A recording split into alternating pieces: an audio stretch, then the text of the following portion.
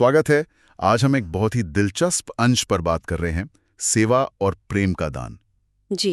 ये शिरडी की एक कहानी है, एक महिला की कहानी जो काफी मेहनत करती है रोज, लेकिन उसे लगता है कि घर में न सुख है न शांति, कुछ ठीक नहीं है। हाँ, मतलब एक तरह की कमी महसूस होती है उसे। बिल्कुल। और वो इतनी परेशान है कि उसे लगता है शायद भगवान ही उससे रूठ गए। अच्छा। तो वो पहुंच जाती है साईं बाबा के पास। उम्मीद लेकर। हाँ, तो आज हम यही समझने की कोशिश करेंगे कि बाबा का नजरिया क्या था इस पर, कैसे मतलब तंगी में भी दान और खुशी का रिश्ता हो सकता है। और ये कि प्रेम, सेवा, दया, ये कैसे असली दौलत है बाबा की नजर में। हाँ बिल्कुल। तो चलिए देखते हैं। तो कहानी में वो महिला बाबा से मिलती है और अपना दुख बताती है। कहती है, बाबा मैं बहुत मेहनत करती हूँ, दिन रात लगी रहती हूँ, पर घर में कभी बरकत ही नहीं होती, सुख नहीं आता।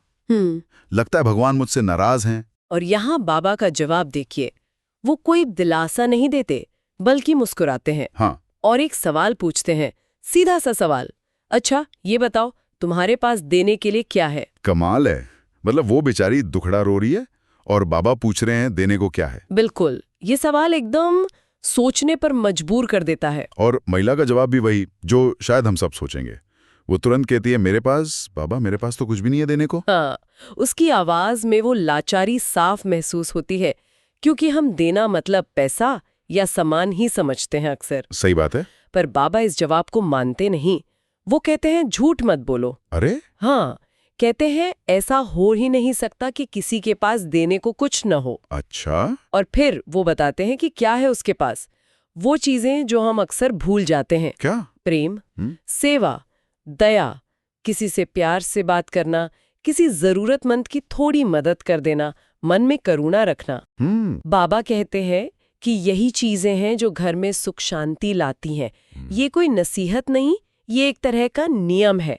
सेवा दो, शांति मिलेगी। ये तो पूरा नजरिया ही बदल गया। देना मतलब सिर्फ पैसा नहीं। बिल्कुल नहीं। और सबसे अच्छी बात यह है कि वो महिला वो बाबा की बात मान लेती है। जी, ये महत्वपूर्ण है। सिर्फ सुना नहीं, अमल किया। हाँ, वो जो भी कमाती थी, चाहे कितना भी कम हो, उसमें से थोड़ा हिस्सा निकालने लगी।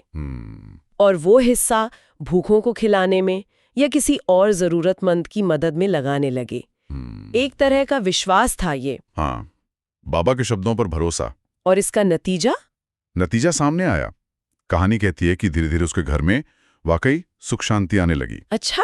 पर शायद उससे भी बड़ी बात यह हुई कि उसके चेहरे पर एक अलग सी चमक आ गई। हाँ, एक अंदरूनी खुशी जिसे कहते हैं, संतुष्टि। बिल्कुल। वो शायद पहली बार महसूस कर रही थी कि उसके पास भी देने को बहुत कुछ है, उसके अंदर भी दौलत है। पर प्रेम बांटने से जीवन में ऐसा सुख मिलता है जो कभी खत्म नहीं होता। वाह, अमर सुख। कितनी सरल और गहरी बात है। बहुत गहरी। और ये कहानी इसी बात पे तो जोर देती है ना कि असली खुशी, सच्ची संपत्ति वो सिर्फ भौतिक चीजों में नहीं है। नहीं, वो तो दया, सेवा, प्रेम, इन कामों में है। हाँ। और कमाल की बात यह है कि ये दौलत ये हर किसी के पास है। हर किसी के पास। हाँ। चाहे जेब में पैसा हो या ना हो। जी। ये देने की परिभाषा को ही बदल देता है। हाँ। मतलब आप अभाव में भी अमीर हो सकते हैं। हाँ। तो इस पूरी बातचीत से जो एक मुख्य सीख निकलती है वो यही है कि देना सिर्फ पैसा देना नहीं है। नहीं, असली दौलत तो वो है जो दिखती नहीं। प्यार, सेवा, करुणा। बिल्कुल। और इनको बांटने से ही शायद वो सुकून मिलता है, वो शांति मिलती जिसे सब ढूंढ रहे हैं। हाँ, और यहीं पर एक सवाल भी उठता है सोचने के लिए। क्या? कि अगर ये अनमोल खजाना, प्रेम, सेवा, करुणा हम सबके पास है, अंदर ही है। हाँ, है तो फिर क्या चीज है जो अक्सर हमें इसे खुलकर बांटने से रोक देती है?